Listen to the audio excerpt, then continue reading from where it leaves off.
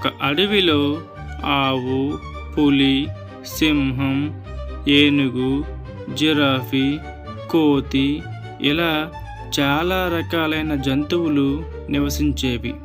ఈ జంతువులు అన్నీ కూడా ఆ అడవిలో దొరికే ఆహారంను తిని జీవనం సాగించేవి.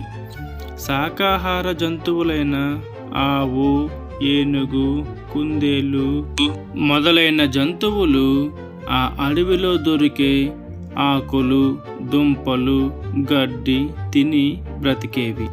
మాంసాహార జంతువులైన పులి, సింహం ఇవి ఇతర జంతువులను వేటాడి చంపి తినేవి. ఒకరోజు ఆ అడవిలో పులికి బాగా ఆకలి వేసింది. అదే సమయంలో ఆ అడవిలో గడ్డి మేస్తున్నటువంటి ఆవు, దూడ కనిపించాయి. వెంటనే ఆ పులి ఒక చెట్టు చాటున దాక్కుని గడ్డి మేస్తున్న ఆవుని, దూడను గమనించడం ప్రారంభించింది. ఎలాగైనా ఈ ఆవుని, దూడను చంపి తినాలి అని పులి నిర్ణయించుకుంది. ఒక్కసారిగా పులి ఆవు మీదకి, దూడ మీదకి దూకి చంపడానికి ప్రయత్నం చేసింది. వెంటనే ఆవు, దూడ అక్కడి నుండి పరిగెత్తడం ప్రారంభించాయి. ఆవు పెద్దది కావున అది చాలా వేగంగా పరిగెత్తి పులి నుంచి తప్పించుకుంది.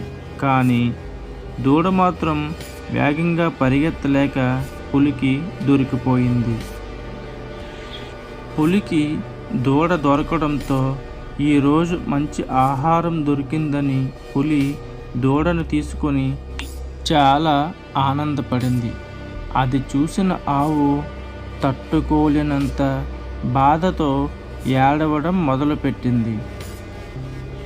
పులి ఆ దూడను చంపేసి తినేద్దాం అని సిద్ధపడుతుంది.